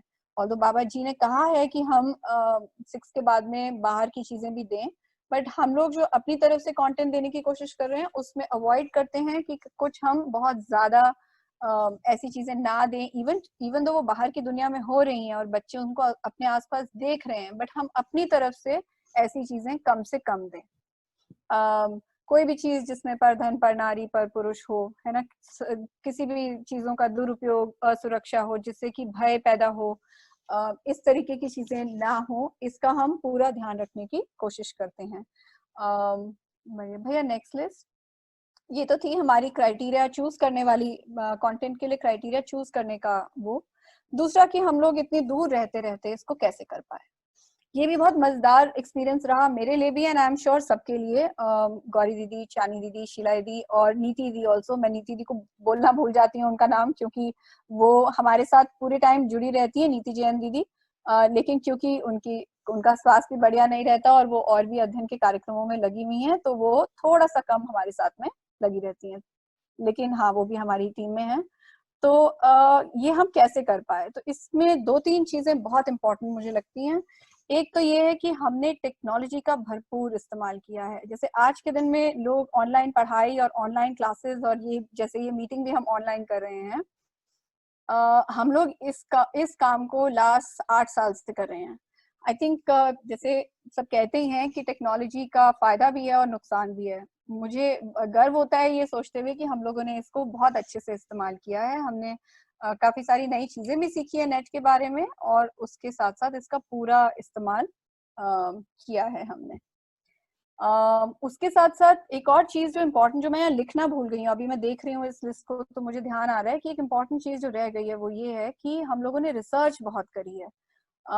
जैसे कि मैंने पहले शेयर किया, हम में से किसी का भी बैकग्राउंड ऐसा नहीं है कि हम बहुत इंग्लिश की पढ़ाई की हो। हमने इंग्लिश में पढ़ाई करी है, हम इंग्लिश के वातावरण में बड़े हुए हैं, हमें इंग्लिश समझ आती है, हमारी बोलचाल की भाषा में है, लेकिन क्या हमने रिसर्च करी है? बहुत कम। शीला दीदी ने फिर भी करी है क्योंकि वो बच्चों को पढ़ाती थी, बाकी हम सब ने अपने पे मेहनत करी है। ये हमारे लिए भी बहुत बहुत ही बढ़िया लर्निंग जर्नी रही है कि भाषा कैसे है। बिल्कुल, थैंक यू भैया उसको डालने के लिए। तो नॉट ओनली कि क्या इंग्लिश कैसे पढ़ाना है, हमने यहाँ तक कि जैसे आजकल हम लोग कर रहे हैं एनसीईआरटी के लर्निंग आउटकम्स जो हैं उनको स्टडी करना, देश विदेश के लर्निंग आउटकम्स जो हैं अलग अलग क्लास के उनको स्टडी करना। नॉट जस्ट कि इंडिया में कैसे पढ़ाई हो रही है, विदेशों में भी अलग अलग जगह में कैसे पढ़ा रहे हैं, क्यों पढ़ा रहे हैं, है ना। और बहुत मजा आता है उसको देख के कि लगता है कि ऐसा नहीं है कि दुनिया में काम नहीं हुआ है, दुनिया में बहुत काम हमसे पहले हो चुका है। मतलब हमको तो उसको सिर्फ फिनिशिंग टच और एक सुंदर स्वरूप देना है कि जिससे कि हमारे बच्चों का चित्रण अच्छे से सज पाए। बहुत बहुत काम ऑलरेडी हो चुका है, and we need to be thankful and क्या कहते हैं उसको, मतलब उनके रियली कृतज्ञता फील होनी चाहिए ऐसे लोगों के लिए जिन्होंने कितने दिन लगा के ऐसे ऐसे काम करे हैं। फिर है ये बात कि हम लोगों को क्या लगता है जब हम इकट्ठे काम करते हैं, तो ये भी मुझे इम्पोर्टेंट लगता है क्योंकि जब भी हम किसी टीम में काम करते हैं, जैसे आप लोग सब भी उत्सव पारा के लिए काम कर रहे हैं और भी जगह लोग कर रहे होंगे, तो मुझे लगता है कि कई बारी कुछ ना कुछ फ्रिक्शंस आते हैं, कुछ ना कुछ मनमुटाव भी हो सकता है। तो इसको भी हमको एक दूसरे के साथ में झेलना ही पड़ता है, एंड आई थिंक झेलने के साथ साथ क्योंकि हम अध्ययन कर रहे हैं तो मैं कहूँगी समझना भी पड़ता है। तो इसमें हमेशा बिगर पिक्चर को माइंड में रखना कि हम किसके लिए काम कर रहे हैं। हम इस चीज के लिए काम कर रहे हैं कि जो मानवीय शिक्षा है वो आए और लोग अच्छे से पढ़ के मानव बन के ढंग से जी पाए। तो वो एक बिगर पिक्चर को माइंड में रखना बहुत जरूरी है। साथ साथ ये कि हम ये देख पाए कि हम एक दूसरे के लिए पूरकता और उपयोगिता का काम कैसे कर पाते हैं, है ना। कोई चीज में कोई ज्यादा अच्छा है, कोई चीज में कोई ज्यादा अच्छा है। मतलब हो सकता है कि शीला दीदी बनाने में कुछ किसी चीज को क्रिएट करने में, मैं एग्जाम्पल दे रही हूँ, पर्टिकुलरली नहीं कह रही, लेकिन हो सकता है शीला दीदी फोनेटिक्स की शीट बनाने में बहुत अच्छी हूँ, और क्योंकि मेरा डिजाइन का बैकग्राउंड है मैं उसमें डिजाइन एलिमेंट्स डाल देती हूँ जिससे कि उनके फ्लैश कार्ड्स और सुंदर बन जाते हैं, उनके जिससे कि बच्चों का आकर्षण और बन जाता है, तो हम एक दूसरे के लिए पूरक किस तरह हो जाते हैं, है ना। किसी को हो सकता है कोई एक चीज ज्यादा अच्छी आती है, किसी को कोई और चीज ज्यादा अच्छी आती है, तो हम लोगों ने एक दूसरे से भी बहुत कुछ सीखा है इसमें। हमेशा इस चीज पे ध्यान देना कि हम लोग सबकी वीकनेसेस और स्ट्रेंथ्स क्या है। इसमें एक पार्ट इस चीज का है कि हम लोग हमेशा हमारे अंदर मैत्री का भाव रहा, और हम ये कोशिश करते रहे कि हम मित्र की तरह एक दूसरे के सिर्फ कार्यक्रम से नहीं जुड़े रहे, हम मित्र की तरह एक दूसरे के वीकनेसेस, स्ट्रेंथ्स, एक दूसरे की लाइफ के बारे में भी जाने, जिससे कि जब लगता है कि दूसरा इंसान कमजोर पड़ रहा है तो दूसरा एक इंसान उसको स्ट्रेंथ भी दे सकता है, और अगर स्ट्रेंथ नहीं दे पा रहा है मान लो, तो भी बैक ऑफ करके जगह दे देता है कि ठीक है अभी थोड़े दिन के लिए इनको सांस लेने देते हैं, समझने देते हैं, काम डाउन होने देते हैं, और उसके बाद में हम उनके साथ में आगे काम करेंगे। तो इससे जो सुख मिलता है एक दूसरे के साथ में, एक बड़ी व्यवस्था में भागीदारी करने वाला, वो बहुत ही मजेदार चीज है। मतलब उसमें खूब मजा आता है, इवन दो हम दूर हैं और कई बार अकेला भी लगता है। जैसे मेरे लिए तो स्पेशली क्योंकि मैं बहुत ही दूर रहती हूँ, बाकी तो बहुत दूर नहीं रहते एक दूसरे से, तो मिलते जुलते ही रहते हैं, बीच बीच में मेरा मिलना थोड़ा कम होता है, लेकिन मुझे एक पल के लिए नहीं लगता जब हमारा ये सब चल रहा होता है कि मैं बहुत दूर हूँ इनसे, थैंक्स टू टेक्नोलॉजी एंड मन का भाव ऑल्सो, बिल्कुल भी ऐसा नहीं लगता। एंड एक क्लोजिंग के लिए यही कहूंगी कि एक जो बहुत इंपॉर्टेंट पार्ट है जिसको हमेशा ध्यान रखना चाहिए, ये मेरा विद्या से पहले का भी मेरे मन में हमेशा रहता था, और विद्या में जुड़कर लोगों के साथ काम कर कर एक चीज जो बहुत इंपॉर्टेंट लगती है मुझे, ये कि रिलेशनशिप जो है वो कार्यक्रम से ज्यादा बड़ा होना चाहिए, जिसमें व्यवहार अभ्यास तो होता ही है, लेकिन अगर संबंध ठीक नहीं होगा तो कोई भी कार्यक्रम बड़े से बड़ा हो वो ठीक से नहीं चल पाएगा। ऐसा मुझे मतलब मुझे तो बहुत स्ट्रांग विश्वास है, किसी दिन कल के दिन हिल गया तो मैं कह नहीं सकती, बट बहुत ही स्ट्रांग विश्वास है कि संबंध जो है वो एकदम क्या कहते हैं नींव की तरह है किसी कार्यक्रम के चलने के लिए। तो उस पे काम करते रहना लगातार, और उसको सेकेंडरी नहीं कर देना। मतलब कार्यक्रम जो है वो फिर भी 1 मिनट के लिए रुक सकता है। जैसे एग्जाम्पल के तौर पे हम लोग कई बार काम करते हैं तो हम लोगों के घरों में अलग अलग दिक्कत आ जाती है, किसी के घर में पेरेंट की तबीयत ठीक नहीं है, किसी के घर में बच्चे की तबीयत ठीक नहीं है, किसी का मान लो मूड ही बहुत खराब है, भाई मूड ही नहीं कर रहा लिखने का या काम करने का, और किसी चीज से गुजर रहा है वो जना, तो ये नहीं कि भाई कल के दिन क्लास में ये चैप्टर जाना है तो भाई जाना ही है, आप इसको खत्म करके दीजिए। हम लोग बिल्कुल वो चैप्टर कैंसिल कर देंगे, नहीं तैयार है, दूसरा इंसान तैयार नहीं है, उसका मन ठीक नहीं है, उसके घर में दिक्कत है, जब तक वो प्रॉब्लम सॉल्व नहीं होगी उसके बाद ही हम उसको उठा के आगे लेके जाएंगे, नॉट बिफोर दैट। नॉट कि ये कार्यक्रम ज्यादा बड़ा है, हम उसकी जगह कुछ और करा लेंगे। तो ये एक बहुत इम्पोर्टेंट चीज है। एक बात और मैं शेयर करना चाह रही थी और मेरे दिमाग से अब एकदम निकल गई है, और टाइम भी अप हो गया है, तो मुझे लगता है कभी और ध्यान आएगा फिर से तो वो बात शेयर करूंगी। आप सबके साथ में बात करके अच्छा लगा, थैंक यू। बहुत बहुत धन्यवाद दीदी। बहुत से बिंदुओं पर आपने ध्यान आकर्षण कराया कि जैसे पुस्तक लेखन के समय किन किन बिंदुओं को हमको ध्यान रखना चाहिए, क्या होना चाहिए और क्या नहीं होना चाहिए, इसको बहुत स्पष्ट तरीके से आपने बताया।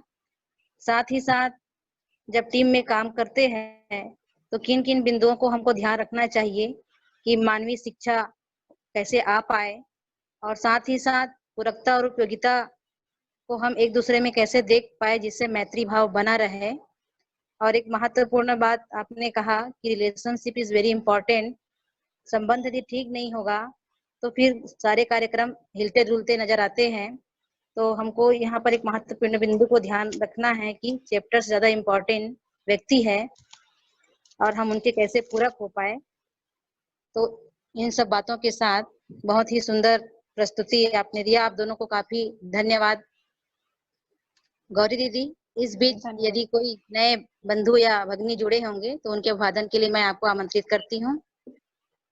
हाँ जी जी सावित्री दीदी जी, बहुत बहुत धन्यवाद। तो आज हमारे बीच राजिम से अरुणा नारंग दीदी जी जुड़ी हुई है, बैतूल से हरिनारायण भाई जी, हेमलता दीदी जी जुड़ी हुई है, बचेली से अरविंद पांडे भाई जी, जांजगीर से गायत्री बहन जी और अनूपपुर से ज्योति बहन जी। तो और बाकी जो हमारे डेली वाले जो है वो तो है ही, तो इन सब का भी बहुत बहुत हार्दिक अभिनंदन है, स्वागत है। और इसमें कुछ भाई जी बहन जी किसी कारण से बीच में नहीं जुड़ पाते, तो फिर से आज जुड़े हैं, तो इसलिए सबका जो पहले से जुड़े उनका भी और आज जो जुड़े सबका हार्दिक अभिनंदन है इसमें। और एक बात जो अनीशा दीदी जी रखी, ये सारी बातें तो बहुत अच्छे से सावित्री दीदी ने बताया ही। अनीशा दीदी जी ने एक बात बोली थी, कुछ बात मुझे याद आई थी पर अभी स्लिप कर दी हूँ। तो दीदी जी से मेरा निवेदन है कि अभी 15-20 मिनट अपना फीडबैक का कार्यक्रम चलेगा। इस दौरान यदि दीदी जी को वो बात याद आ जाती है तो जरूर शेयर करेंगे उस बात को। बस ठीक है, इतना ही कहना बिल्कुल। चाहूंगी। और दोनों दीदियों ने भी बहुत अच्छे से सटीकता से कितने कैसे बेहतर ढंग से हम इंग्लिश को समझा सकते हैं, खूब अच्छी प्रस्तुति दी। तो सुशीला दीदी जी, शीला दीदी जी और अनीशा दीदी जी को भी बहुत बहुत धन्यवाद। उत्सव पारा परिवार की तरफ से हार्दिक कृतज्ञता, और सब बंधु भगिनियों को भी, और सावित्री दीदी जी को भी जो इंडिया से सब संभाल रही है। तो अब आप दीदी जी मैं आपको सौंप रही हूँ, आप अपने आगे का क्रम शुरू करिए। आगे मैं फीडबैक के क्रम में नीलमणि दीदी को आमंत्रित करती हूँ कि जितने भी बंधु या भगिनी जुड़े हैं उनसे फीडबैक लेने के लिए अपनी बात रखेंगे। सभी नीलमणि को दीदी। नमस्ते। हाँ दीदी, सावित्री दीदी आपका बहुत बहुत धन्यवाद। सभी को नमस्ते। मैं नीलमणि दीदी भोपाल से। सबसे पहले शीला दीदी और अनीशा दीदी को बहुत बहुत शुभकामना और बधाई और धन्यवाद, जिन्होंने खूब अच्छे से अपनी किस तरह से बच्चों को हम सहजता में इंग्लिश सिखा पाए, उसके लिए बहुत सारे डायमेंशन से बताया, जैसे बोलकर, ध्वनि के साथ में, और कुछ वस्तु दिखा करके, और उनको जो उपलब्ध है अपने आसपास के वातावरण में उस वस्तु से परिचय करा करके कैसे बताएं, फ्लैश कार्ड से कैसे बताएं, या कुछ ऐसे गेम खेल करके सहजता में कैसे बता पाए। शीला दीदी जी ने ऐसे बात रखी।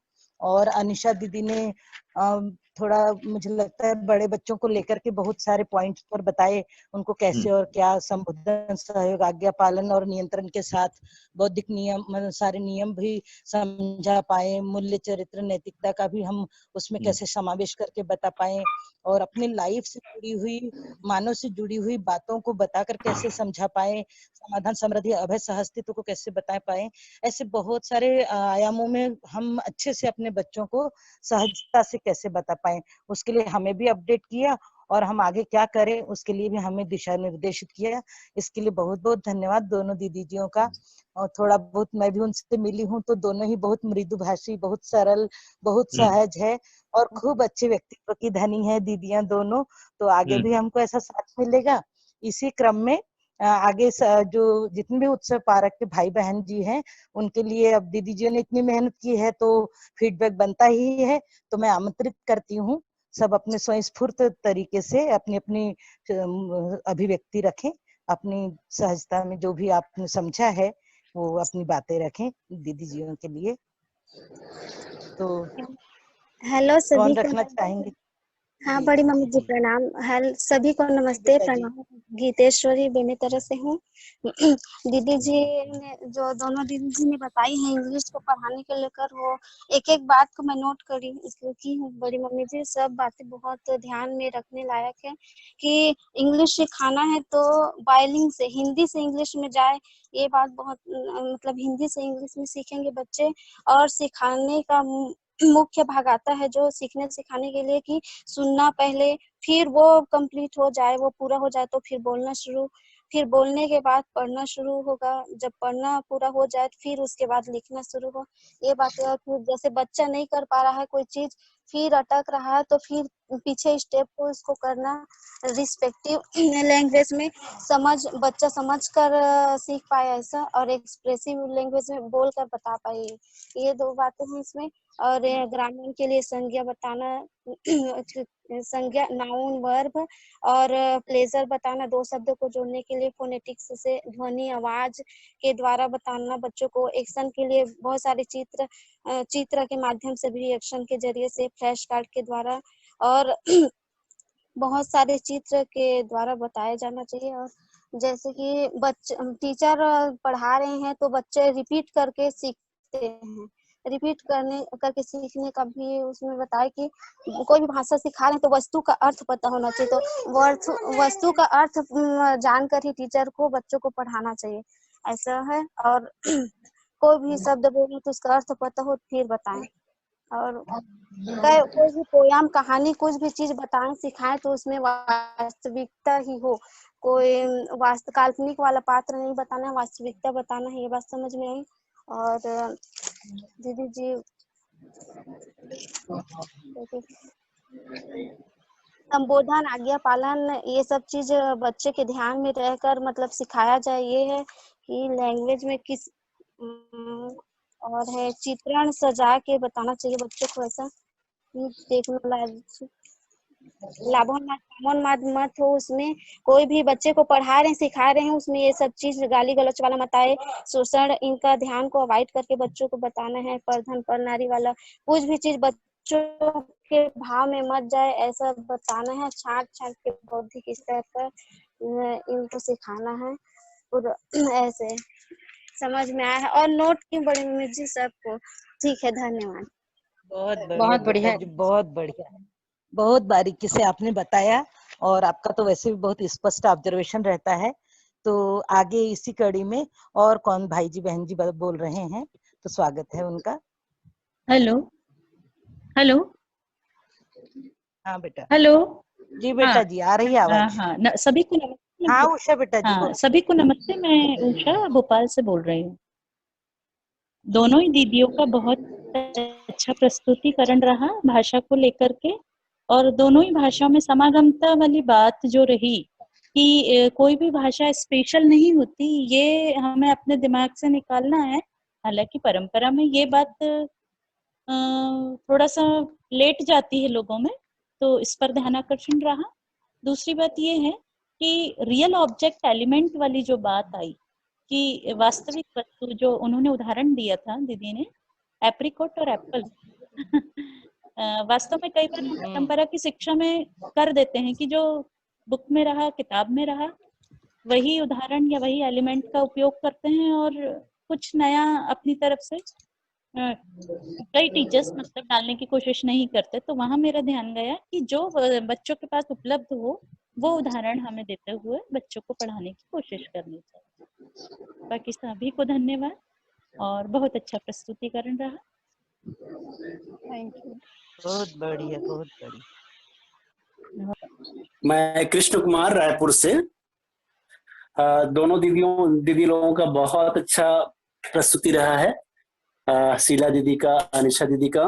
जिस तरह से पूरा हम लोग जैसे SCERT NCERT में जिस तरह से हम लोग पूरा ध्यान रखते हैं, उसमें चेतना विकास मूल्य शिक्षा को जोड़ते हुए और जो NCF 2005 में भी जो बातें कही गई है उसी के अनुरूप जो दीदी जी लोगों का जो था कि कैसे भाषा को सुंदर तरीके से सिखाएं और कोई एक विशेषता वाली बात न जाए, बल्कि ये रहे कि एक कम्युनिकेटिव लैंग्वेज है जो हमारे लिए दो लैंग्वेज जानने का जो एक फायदा जो होता है ना, अपने वर्तमान लैंग्वेज के साथ एक दूसरा लैंग्वेज जानने का जो होता है, तो उसको कैसे सुंदर तरीके से अलग अलग स्टेजेस होता रहा। निश्चित ही उन सब चीजों को ध्यान रखें तो जबरदस्त हम डेवलप कर सकते हैं, पूरी टीम वर्क के साथ बहुत अच्छे से अपने काम को सफल बना सकते हैं।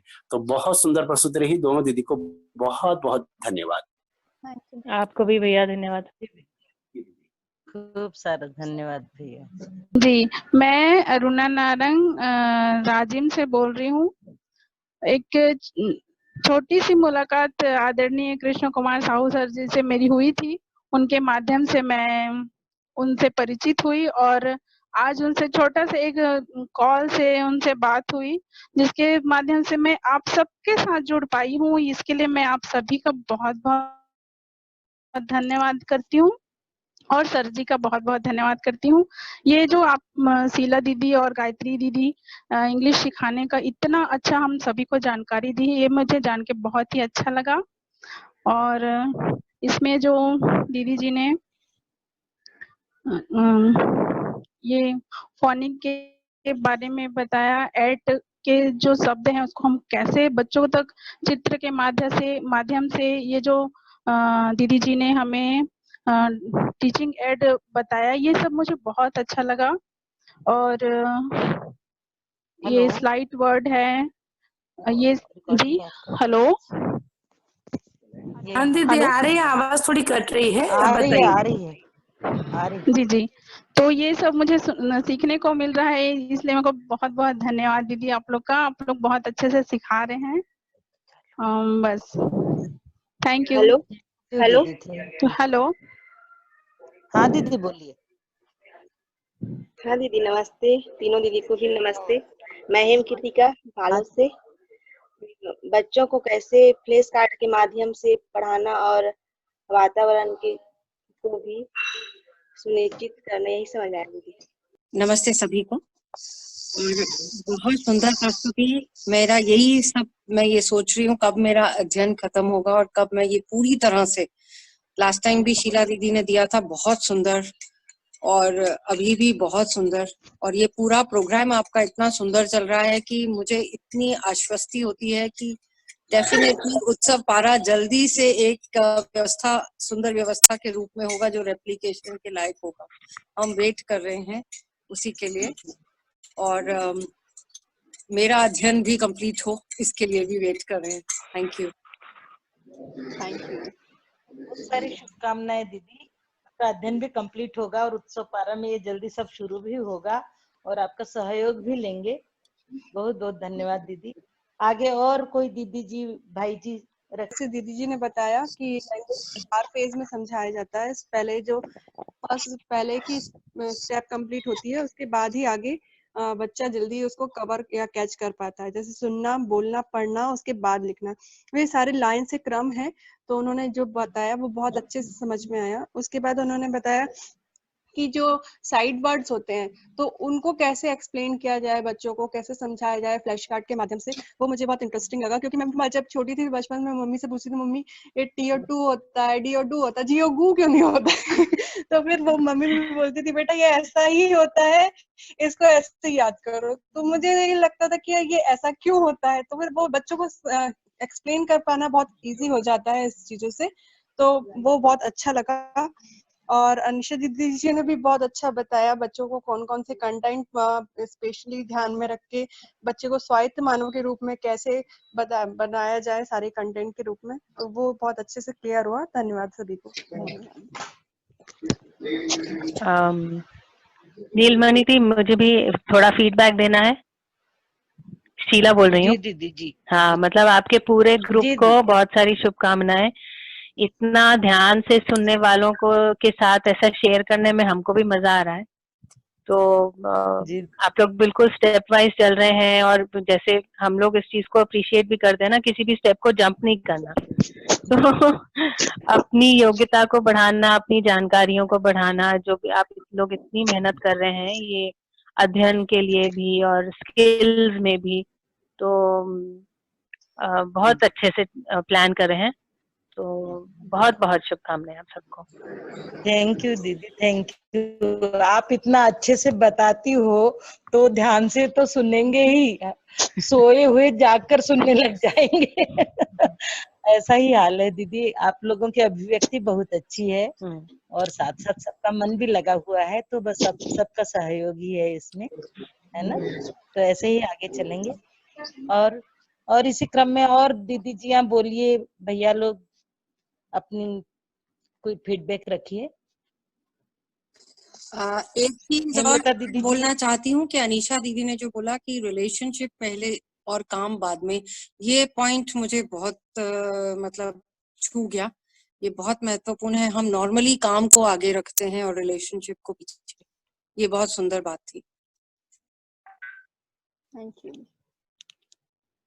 सही बोल रहे हैं दीदी। ये सब साथ साथ चलता है तो बहुत अच्छे से तालमेल से काम हो जाता है, सफलता मिलती है। बिल्कुल, बिल्कुल। जी दीदी, बहुत बढ़िया, धन्यवाद। नमस्ते। हाँ, सभी को नमस्ते दीदी। मैं हेमलता, हाँ, सूरजपुर से। हाँ। दोनों बहुत अच्छा से प्रस्तुति, उसमें मतलब सीखना और सिखाने के लिए बोलना, और बच्चा जब अच्छा से सुन पाते हैं तब वह बोलने के लिए भी तैयार हो जाते हैं। और अंग्रेजी को पढ़ने के लिए स्पीकिंग जब उसके पास जो स्पीकिंग हो जाता है तब वह पढ़ने के लिए तैयार हो पाता है।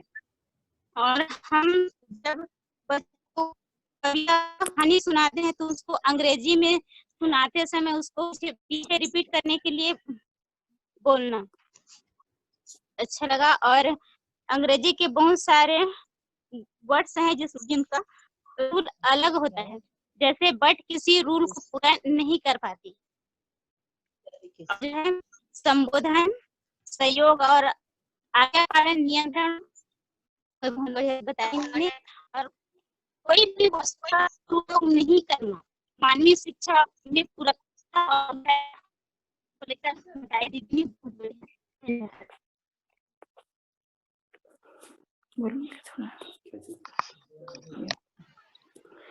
सभी को नमस्ते। सारे भाई जी बहन जियों को बहुत सारे फीडबैक तो आए ही। रायपुर से मैं गौरी और शीला दीदी जी ने जो बात कही वो तो सभी लोगों ने रख दी। जो एक महत्वपूर्ण मुद्दा मुझे जो लगा, जो शीला दीदी जी का तो जबरदस्त था ही, और हम पहले भी दीदी की क्लास को कर चुके हैं। ये जो हमने अभी अनीशा दीदी जी ने जो ध्यानाकर्षण कराया कि वो किस तरीके से जो सिलेबस तैयार कर रहे हैं, जिसमें हमको किन किन बातों का ध्यान रखना है कि विषय वस्तु ऐसी बने जिससे बच्चों में वैल्यूज के रूप में चेतना विकास मूल्य शिक्षा के माध्यम से संबोधन, सहयोग, आज्ञा पालन और नियंत्रण वाले गुण जाए, और नियम के रूप में बौद्धिक नियम, सामाजिक नियम, प्राकृतिक नियम वाली बात है। चरित्र के रूप में स्वनारी, स्वपुरुष, दयापूर्ण कार्य व्यवहार, और मानव लक्ष्य के रूप में समाधान, समृद्धि, अभय, सहअस्तित्व। तो ये इतनी अच्छी बात है कि ये चीजें बच्चों के सिलेबस में, चाहे लेसन के रूप में हो, चाहे कविताओं के रूप में, ये विषय वस्तु उसमें जाए। ये महत्वपूर्ण मुद्दा है जो परंपरा से हटके वो करता है। और इसमें जो चीज है कि जो गलत चीजें है अभी जो परोसा जा रहा है, लाभोन्माद, भोगोन्माद, कामोन्माद, वो चीजें न जाए। और किसी भी रूप में ऐसी चीजें न जाए जहाँ पे विध्वंस वाली बात हो, जैसे जंगल को जला रहे हो या पेड़ को काट रहे हो या कोई वस्तु का दुरुपयोग कर रहे हो या कहीं असुरक्षा वाली बात हो। तो ये बहुत महत्वपूर्ण मुद्दा लगा कि विषय वस्तु ऐसी हो कि बच्चा पढ़ने के साथ साथ जो हम संस्कारों के आरोपण की बात करते हैं वो भी उस विषय वस्तु के माध्यम से हो जाए, अलग से जैसा अभी हमको करना पड़ रहा है, जो अध्ययन कहेंगे या पठन कहेंगे, तो उन बच्चों को उसकी जरूरत ना पड़े। तो ये विषय वस्तु उन चैप्टर्स के माध्यम से कैसे सहजता से चली जाए, ये बहुत अच्छी बात। और सबसे महत्वपूर्ण मुद्दा, चूंकि उत्सव पारा साकरी भी एक संगठन के रूप में काम करने की मानसिकता बनाए है, तो दीदी ने जो कहा ये बातें और भी वक्ताओं के उसमें आई ही कि इसमें मैत्री भाव बहुत महत्वपूर्ण है, साथ ही पूरकता। और यदि हमारा कोई काम, यदि मेरा ध्यान इस बार इसमें गया कि कोई काम हमारा कम ज्यादा भी होगा, कुछ रह भी जाएगा, उस समय नहीं भी होगा तो चल जाएगा, लेकिन हमारे संबंधों में वही मधुरता, वही मिठास वो बनी रहे, तो रिलेशनशिप हमारा कार्यक्रम नहीं है, उससे बड़ा हमारा मतलब ये जो काम वाला पार्ट है वो महत्वपूर्ण मुद्दा नहीं, रिलेशनशिप यानी हमारा जो संबंध पार्ट है वो बहुत स्ट्रांग रहे और उसमें निरंतरता, ग्रोथ हो, निरंतर उसमें और उत्तरोत्तर वृद्धि हो, मतलब परस्परताओं में, और हमारी वो संबंधों की खुशबू सजे, संगीतमयता दिखे। तो मेरा भी ध्यान गया आज इस बात पे कि हमारे लिए कार्यक्रम सेकेंडरी हो, संबंध पहले बात हो। यहाँ मेरा ध्यान बहुत अच्छे से आज गया। तो दोनों दीदियों को बहुत बहुत धन्यवाद इतने बढ़िया से रखने के लिए। और जो दीदी ने कहा था, शीला दीदी जी ने, कि शब्द से अर्थ और अर्थ से वास्तविकता, तो यदि वास्तविकता के पाठ होंगे तो ही हम शब्द से अर्थ और वास्तविकता तक पहुंचा पाएंगे। यदि परियों की कथाएं होगी तो उसमें वास्तविकता तो कुछ है नहीं। तो ये दोनों कैसे एक दूसरे से जुड़ पा रहे कि पहले पाठ ऐसे बनाए जो वास्तविकता से जुड़े हो, और फिर उसको देने का जो क्रम हो तो वो फिर शब्द से अर्थ और वास्तविकता जो हमारे पठन का भी क्रम है। तो इस तरह से यदि इतना अच्छे से बच्चों पे काम होगा तो निश्चित ही वो बच्चे जो आज हमको इतना दम लगाना पड़ रहा है पठन के लिए, अध्ययन के लिए, जागृति के लिए, वो बच्चों के लिए कितना सहज होगा कि बच्चा शायद 18-20 साल में ही अनुभव संपन्न हो जाएगा। यदि इस तरह के पाठ्यक्रमों से वो गुजरेंगे और इस तरह की टेक्निक से बच्चों को देंगे। तो ये बात मुझे बहुत अच्छी लगी। तो बहुत बहुत धन्यवाद दोनों दीदियों को। और अनीशा दीदी को बात याद आ गई हो तो दीदी से मेरा निवेदन है कि ये उस बात को रखिए। और शीला दीदी जी ने जो बात कही कि हम उनको भी अवसर मिला, तो दीदी ये परस्पर इसी तरह से पूरकता उपयोगिता है कि हम आपस में एक दूसरे के ऐसे ही पूरक होके अपने अपने लक्ष्य हेलो, हाँ मैं को आर्यन पा साहू पाएंगे। तो भोपाल आप लोगों को भी बहुत बहुत धन्यवाद। सभी लोगों को नमस्कार। दोनों दीदियों की बहुत बढ़िया प्रस्तुति रही अंग्रेजी भाषा सिखाने के संदर्भ में। मैं थोड़ा सा एक स्पष्टीकरण चाहूंगा कि जैसे बच्चों बाइलिंगुअल लैंग्वेज को लेके बच्चों में जो डर रहता है, वो डर को आप कैसे रिमूव करते हैं, एक। और दूसरा, आप कैसा चेक करते हैं कि हम जो प्रोनाउंस रहे हैं बच्चे उसको ढंग से ग्रहण कर रहे हैं कि नहीं, उनमें रिटेन हो रहा है कि नहीं, तो ये आप कैसे चेक करते हैं? तो मैं शीला, नमस्ते। तो एक्चुअली वो जो भय है वो तो तभी जाएगा, भय तो टीचर से है अधिकतर मुझे लगता है। तो अध्यापिका जी यदि बच्चों को पसंद करती हैं उनको उनका सम्मान करती हैं और खेल खेल में सिखा सकती हैं खुश होके बिना प्रेशर के, तो वो धीरता के साथ जिसको हम कहते हैं ना, तो फिर भय का स्थिति मेरे को लगता है बहुत कम हो जाएगी। अगर टीचर को अध्यापिका जी को पता है कि भैया ये एक ना फॉरेन लैंग्वेज है और इसमें समय लगेगा, इसका कोई स्टेप ये स्टेप्स हैं, बारीक बारीक स्टेप्स हैं, तो फिर वो उन्हीं स्टेप्स में से गुजरेगी। दूसरा ये भी है कि अगर कोई बच्चा नहीं कर पा रहा है तो कौन सी आफत आ रही है ना। अब आज नहीं सीखेगा तो 2 साल बाद सीख जाएगा, कोई जल्दी नहीं है, क्योंकि जो स्टेप्स हैं वो तो उनको तो फॉलो करना ही है। साथ में अलग अलग बच्चे की योग्यता पात्रता को साथ में लिया जाए, तो शांति से प्यार से अगर अध्यापिका जी प्रस्तुत होती हैं, है ना, और हर बच्चे की निहित मौलिकता को स्वीकारते हुए, तो मुझे लगता है कि बहुत सारे जो भय के आयाम है वो कम हो जाते हैं। कोई इक्का दुक्का कोई छूट जाए कि घर से कोई प्रेशर आ रहा है या समाज से कोई प्रेशर आ रहा है, वो अलग है, बट कम से कम कक्षा में तो बहुत ही ना के बराबर रह जाएगा अगर अध्यापिका जी थोड़ा रिलैक्स हो जाए। एक तो वो बात थी। दूसरा प्रश्न क्या था आपका? कि वो आप कैसे चेक करते हैं कि जो आप परोस रहे हैं वो कैसे रिटेन कर रहे हैं, बच्चे कर भी रहे नहीं है, आप कैसा चेक करते हैं? हाँ, तो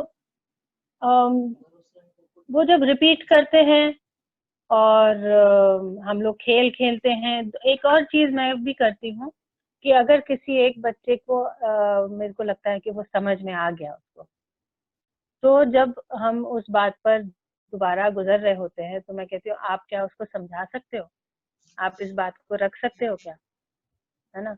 तो खैर एक स्किल आना और स्किल को सिखाना वो अलग चीजें हैं डेफिनेटली, बट समझाने के क्रम में जो बच्चे में एक हलचल होती है अंदर ना, आप खुद भी समझिए, जब आपको समझाना है कोई बात तो आपके अंदर एक हलचल होती है, वो उसके लिए वो उससे और उसकी पात्रता बढ़ जाती है।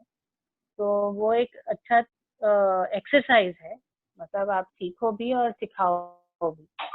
तो एक ये है रेपिटिशन एक्सरसाइजेस, यही हैं तरीके मुझे। और कोई अनिश्चित ही अगर आपको कुछ ध्यान में आ रहा हो कि कैसे जानते हैं। हाँ, मैं ये सोच रही थी कि भैया किस संदर्भ में पूछ रहे हैं, इस संदर्भ में कि जैसे प्राइमरी क्लास को हम अक्षर ज्ञान से फिर वो वर्ड सिखा रहे हैं, वहां पे भैया पूछ रहे हैं कि क्या भैया सीनियर क्लासेस में जहाँ हम ये बात कर रहे हैं कि जो हमने क्राइटेरियाज रखे हैं हमारे टेक्स्ट को चुनने के या लिखने के, उसके बारे में बात करें कि स्पष्ट नहीं था मुझे। देखिए जैसा इंग्लिश भाषा है, अपनी मातृभाषा तो है नहीं, बाइलिंगुअल भाषा के रूप में अपन सिखा रहे हैं बच्चों को, है ना।